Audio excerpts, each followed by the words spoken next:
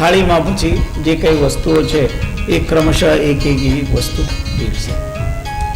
થોડા વખત પહેલા અમે મહારાષ્ટ્રમાં એક ગામડામાં ગયા હતા. કોલ્હાપુર નામની જગ્યા છે. તો ત્યાં ગયા તો ત્યાં જે ભક્તજનો હતા એમને જે અમે જમવા માટે બધા બેસવાના ને, તો એ બેસવાની જગ્યાએ આવી સરસ રંગોળી બનાવી હતી, એકદમ સુંદર રંગોળી. અને પછી ત્યાં બધી વ્યવસ્થિત પાટલા મૂકી દીધેલા, થાળીની આગળ પછી સુંદર રંગોળી કરી. એમનો ભક્તિનો સ્વરૂપ બતાવે, ભાવ બતાવે, અને પછી કેવો પ્રેમથી પીરસવા. એ પ્રેમ તો અનહદ પ્રેમ. અને આપણને જ્યાં પ્રેમ મળે ને, તો ત્યાં પ્રેમમાં જે કાંઈ હોય એની મહિમા બહુ વધી જતી હોય છે. અને સાધુ ભૂખા ભાવ કા, સંત તો ભાવના કારણે ત્યાં જતા હોય, પ્રેમના કારણે જતા હોય. અને જ્યાં જ્યાં એને પ્રેમ મળે ત્યાં જ એને વારંવાર જવાનું મન થાય છે. અને એવું હોવું પણ જોઈએ. જ્યાં પ્રેમ હોય ત્યાં જ જવાનું. એટલે સંતોને ત્યાં આપણે ત્યાં બોલાવ્યા હોય, સદગુરુને ગુરુજનોને બોલાવ્યા હોય, તો એમનો પહેલા આદર સત્કાર કરીને એમને જમાડવા. કારણ એવું છે કે સંતોને જ્યારે આદર આપીએ, ગુરુજનોને આપણે આદર આપીએ, તો એમનું જે દર્શન આપણને મળે એનાથી આપણા અનેક જન્મના પાપ નષ્ટ થતા. દર્શનાદેવ સાધૂનામ નશ્યંતિ સ્વાર્જિતા અઘા તસ્માત કાય મનો વાગ્ભિ કાર્યમ તદ્દર્શનમ સદા. સંત ગુરુનું દર્શન કરીએ તો એ સંત ગુરુના દર્શનથી આપણા અનેક પાપ નષ્ટ થાય છે. એટલે સમય કાઢીને સંત ગુરુના દર્શન માટે જવાનું. એમ તો ગુરુજનોના પાસે આપણે 2 મિનિટ 5 મિનિટ બેસીએ તો આપણું કલ્યાણ જ થાય. જેટલું બેસીએ એટલું. કારણ એમનું જે દર્શન મળે પછી એમના મુખથી કંઈક વાણી સાંભળવા મળે, તો એ વાણી સાંભળતા પણ આપણું કલ્યાણ થાય. સાધુ નામ દર્શનમ પુણ્યમ તીર્થભૂતા હિ સાધવ કાલેન ફલતી તીર્થમ સદ્ય સાધુ સમાગમ. કે સંતનું દર્શન એ તીર્થ કરતા મોટું. આ જગતમાં જેટલા તીર્થો બન્યા એ બધા જ તીર્થોના મૂળમાં કોઈ ને કોઈ મહાપુરુષ રહ્યા છે. તમને દાખલો આપો, આપણા સૌરાષ્ટ્રમાં આ એક વીરપુર તીર્થ બન્યું છે. એ વીરપુર તીર્થ બન્યું કારણ ત્યાં જલારામ બાપા થયા. એ જલારામ બાપા પહેલા એ વીરપુરનું કાંઈ મહત્વ નહોતું, કઈ જ મહત્વ નહોતું. જલારામ બાપા એક ભક્ત થયા, એક સંત થયા, અને પરિણામ સ્વરૂપ આજે આખા વિશ્વમાં એની કીર્તિ થઈ. એ તીર્થ બન્યું કારણ સંત એ તીર્થંકર છે, એ તીર્થ બનાવે છે. એ તીર્થ બનાવે કેવી રીતે? કોઈ તો ત્યાં જન્મ લે એના કારણે તીર્થ થાય, કોઈ ત્યાં સાધના કરે, તપ કરે એના કારણે તીર્થ થાય, કોઈ ત્યાં સમાધિ લે તો એ સમાધિના કારણે તીર્થ થાય. જન્મ કર્મ ચ મે દિવ્યમ, એનો બધો દિવ્ય બની જતો હોય. અને એટલે એ જે સંત છે એ સંત તીર્થંકર કહેવાય. એટલે જ એમનું દર્શન પુણ્યનું કારણ. સાધુ નામ દર્શનમ પુણ્યમ તીર્થભૂતા હિ સાધુ. પછી કહે કાલેન ફલતી તીર્થમ. તીર્થ સ્નાનનું ફળ તો સમયાંતરે મળે, પણ સંતનો સમાગમ કરો કહે તો સદ્ય સાધુ સમાગમ. સંત સાથે, સંત ગુરુ સાથે જે દર્શન થાય તો એના કારણે તો તત્કાલ આપણા મનને શાંતિ મળે, એની કૃપા પ્રાપ્ત થાય. એટલે આપણે સંતનું દર્શન કરવાનું, સદગુરુનું દર્શન કરવાનું. અને કાય મનો વાક અર્થાત મન, વચન અને કર્મથી પવિત્રતા સાથે એ સંત ગુરુનું દર્શન કરવામાં આવે તો એ દર્શન ભક્તિનું સ્વરૂપ બની જાય છે. તતો હિમાર્જનમ કૃત્વા લિપ્ત્વા વા સૌધકાદિકમ સ્થાનસ્ય સુજન સ્વસ્ય ભૂમિમ પ્રક્ષાલયેત પુનઃ.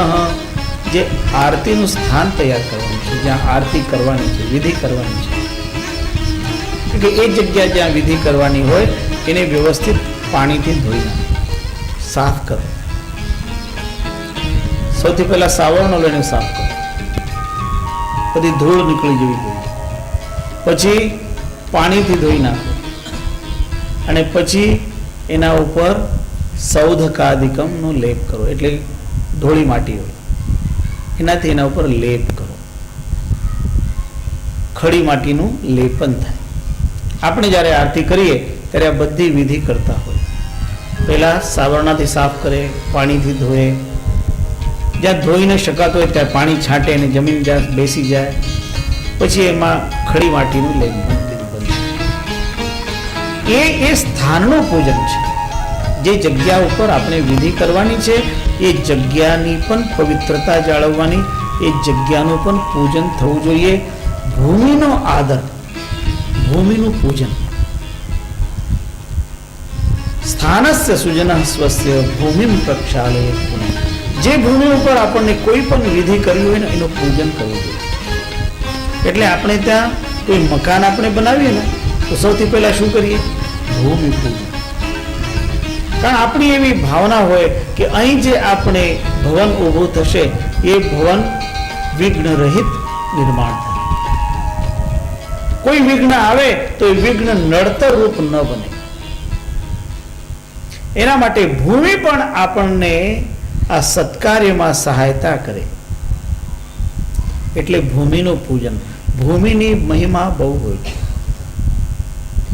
સ્થાનની મહિમા પણ બહુ હોય છે. તમે કોઈ કોઈ સ્થાન ઉપર જાઓ તો તમને સ્વભાવ ત્યાં શાંતિ પ્રાપ્ત થાય. સ્થાનની મહિમા એવી. કોઈ કોઈ સ્થાને તમે જાઓ તો તમને બિલકુલ લાગે છે ક્યારે આપણે અહીંથી ભાગી જઈએ એવું લાગે. કારણ જ્યાંનું વાઇબ્રેશન એકદમ પવિત્ર હોય તો ત્યાં આપણે જઈએ તો ત્યાં પણ બેસવાનું મન થાય.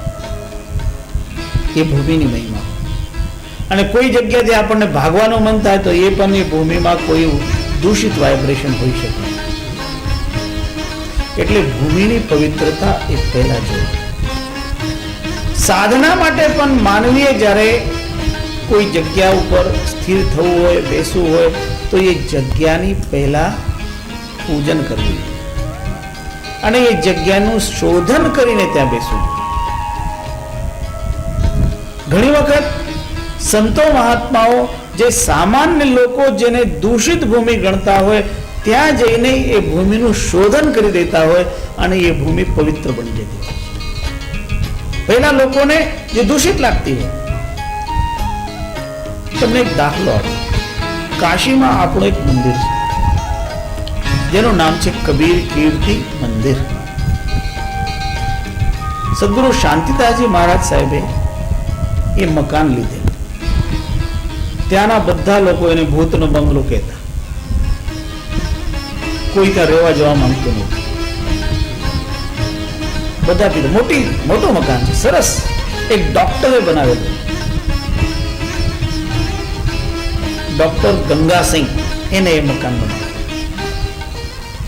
અને એમાં એના કંઈક એવા પ્રસંગો બની ગયા, એનો દીકરો ગુજરી ગયો ને એવા બધા પ્રસંગો થયા. એટલે એને થયું કે આ જગ્યા આપણને શોભે નહીં, એટલે જગ્યાનો એને નિકાલ કરવાનો. અને સદગુરુ શાંતિદાસજી મહારાજ સાહેબ ત્યારે જગ્યા શોધવા માટે ત્યાં ગયા અને એમને એ જગ્યા લીધી. એ જગ્યા લીધી એટલે પછી ત્યાં બધા સંતો રહેવાની શરૂઆત થઈ. આજે એ જગ્યા સ્થાનની શોભા થઈ ગઈ. તો સંતો જ્યાં પછી વિરાજે તો એ જગ્યાનો દોષ બધો દૂર થઈ જાય. આપણે જામનગરમાં આપણું જે મૂળ સ્થાન છે, જે મોટા ફળિયામાં દરબારગઢ પાસે જે આપણું મૂળ આશ્રમ છે, એ મૂળ આશ્રમમાં જ્યારે ખેમદાજી સાહેબ પધારેલા ત્યારે એમને જ્યારે રાજાને જામ સાહેબને પ્રાર્થના કરી કે મારે રાત રોકાવાનું છે, કોઈક રોકાવા માટે જગ્યા આપો, ઉતારાની સગવડ કરી આપો. ત્યારે જામ સાહેબે કે આ સંત કેવા છે એની પરીક્ષા થઈ જાય એ હેતુથી એ મેળીમાં એમનો ઉતારો આપ્યો, જે મેળીને ભૂતની મેળી કહેતા. એ મેળીમાં એમનો ઉતારો, કારણ એમના પહેલા જેને જેને ઉતારો આપ્યો હતો એ તો કાં તો ત્યાં મરી ગયા હોય, કાં તો ભાગી ગયા હોય, ક્યાં એવી સ્થિતિમાં કાયમ થતો અને ત્યાં ઉતારો એમને આપ્યો. રાત્રે સંત ત્યાં ભજન કરતા રહ્યા. રાજાએ બીજા દિવસે એમના એક સૈનિકને મોકલ્યા કે જાઓ ये साधु का क्या हो गया देखो. એના મનમાં તો એમ કે તો ભાગી ગયા છે, હોય નહીં, કાં તો પછી કંઈક અઘટિત થઈ ગયો છે. અને એ સૈનિક ત્યાં ગયા અને ત્યાં જઈને જુએ છે કે ખેમદાજી સાહેબ તો ધ્યાનસ્થી બેઠા છે. અને ત્યારે એને જઈને રાજાની સૂચના આપી, જામ સાહેબને સૂચના આપી કે મહાત્મા તો ધ્યાનમાં બેઠા છે ત્યાં. ત્યારે રાજા પછી આવ્યા. જામ સાહેબે આવીને એક જગ્યા છે એમને આપી કે આ જગ્યા આપણા માટે અર્પણ, અને આપણો પહેલો આશ્રમ ત્યાં સ્થાપિત થયો. જામનગરમાં જે આશ્રમની સ્થાપના થઈ એ મોટા ફળિયામાં એ આશ્રમ સ્થાપિત થયો. અને આ આશ્રમ તો પાછળથી સ્થાપિત થયો. તો સંત મહાપુરુષ જગ્યા ઉપર પધારે તો એ જગ્યાનો ભાગ્ય ખુલી જાય છે. એટલે સ્થાનનું પૂજન કરાવતા, અને સ્થાનનું પૂજન કરીને એની પવિત્રતા પછી પવિત્ર કર્યા પછી આ આરતીનું મંડાન થાય, આરતીની વ્યવસ્થા થાય. તતો હિમાર્જનમ કૃત્વા લિપ્ત્વા વા સૌધકાદિકમ સ્થાનસ્ય સુજનઃ સ્વસ્ય ભૂમિમ પ્રક્ષાલયેત પુનઃ. ભૂમિનો એવી રીતે પૂજન કર્યું. નિશાયા આગમે પ્રાપ્તે વિતાનમ શુક્લ વસ્ત્રજમ. પછી જ્યારે રાત પડવાની શરૂઆત થાય તો ચંદેવો આપણે ચંદરો લગાવવામાં આવે. તનુયાદ આમ્રપત્રસ્ય વંદનમ વાલિકાયુતમ. પછી ત્યાં આસોપાલવનો અથવા આંબાના પાંદડાનો એક તોરણ બનાવવામાં આવતું. એ મંગલ કાર્ય માટે અશોક અથવા આમ્ર, કેરીના પાંદડા અથવા અશોકના પાંદડા એ પવિત્ર માનવામાં આવતા હોય. એની પાછળ એ વૃક્ષના નામમાં જ એ વસ્તુ આવી જાય છે. અશોક અર્થાત જે શોકને દૂર કરે, એટલે શોકને દૂર કરે એ મંગલકારક છે. એટલે અશોકના પત્ર